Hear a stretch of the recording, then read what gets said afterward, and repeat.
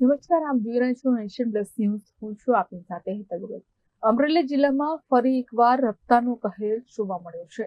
લીલિયાના ગુંદરણ ગામ પાસે મોડી રાત્રે સર્જાયેલા એક ભયાનક અકસ્માતમાં 3 નિર્દોષ જિંદગીઓ ગુમાઈ ગઈ હતી. એક જ બાઇક પર સવાર 4 લોકો અજાણ્યા વાહન પાછળ ઘૂસી જતા આ કરુણાંતિક સર્જાઈ હતી. લીલિયાના ગુંદરણ અને ઢાગલા ગામ વચ્ચે રાત્રિના સમયે એક કાળજુ કંપાવતી ઘટના બની હતી. એક જ બાઇક પર સવાર થઈને જઈ રહેલા 4 યુવકો આગળ જઈ રહેલા કોઈ અજાણ્યા વાહન પાછળ ધડાકાભેર અથડાયા હતા. અકસ્માત એટલો ભયાનક હતો કે બાઇકના ખુરશા ઉડી ગયા હતા. આ ગોઝરા અકસ્માતમાં 2 યુવાન અને એક બાળક સહિત કુલ 3 લોકોના ઘટના સ્થળે જ કમકમાટી ભર્યા મોત નીપજ્યા હતા. જ્યારે અન્ય એક યુવાન ગંભીર રીતે ઇજાગ્રસ્ત થતા તેને તાત્કાલિક સારવાર અર્થે અમરેલી સિવિલ હોસ્પિટલ ખસેડવામાં આવ્યો હતો.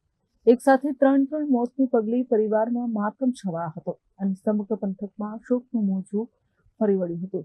ઘટનાની જાણ થતાં જ લીલિયા પીઆઈ સહિત પોલીસ કાફલો ઘટના સ્થળે દોડી ગયો હતો. પોલીસે મૃતકોના મૃતદેહને પોસ્ટમોર્ટમ અર્થે લીલિયા સિવિલ હોસ્પિટલ ખસેડ્યા છે.